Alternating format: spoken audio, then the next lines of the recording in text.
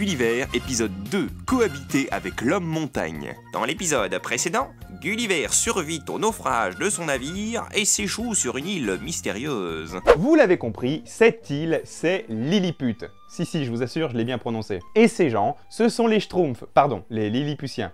Vous avez peut-être déjà vu des représentations de géants cloués au sol par de tout petits individus, genre dans des adaptations récentes de Gulliver, ou dans un Barnaby qui a lieu dans un village miniature, ou bien encore dans cette scène où Nico Robin est capturé par les Tontata dans One Piece. Eh bien, c'est cette scène iconique de Gulliver qui en est à l'origine. Oui, alors en réalité, l'inspiration pour le réveil de Gulliver sur la plage de Lilliput, elle viendrait de la légende d'Hercule. Hercule, d'après l'auteur grec Philostrate, où on trouve le héros qui se réveille au pays des Pygmées.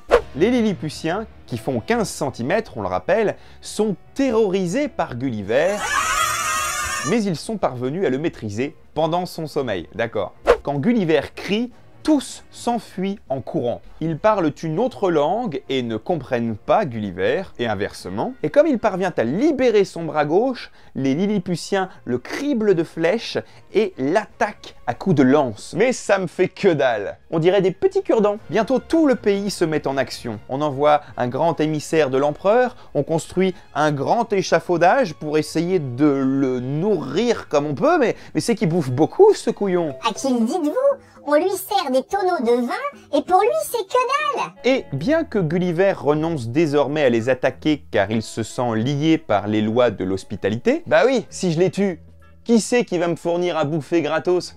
Hein? Les Lilliputiens refusent de lui accorder sa liberté. Comme ce sont de redoutables ingénieurs mathématiciens, ils inventent une machine capable de le transporter et ils le logent dans un ancien temple désacralisé qui lui sert de niche. Bientôt, Gulliver deviendra une véritable attraction, si bien que l'empereur est obligé de publier des édits et des décrets pour que les gens ne quittent pas leur terre pour aller le voir. Et il prononcera même la peine de mort pour quiconque essaiera de grimper sur Gulliver. Bon, j'ai l'impression qu'on va pouvoir cohabiter finalement. C'est cool. Mais très vite, Gulliver pose un problème de taille.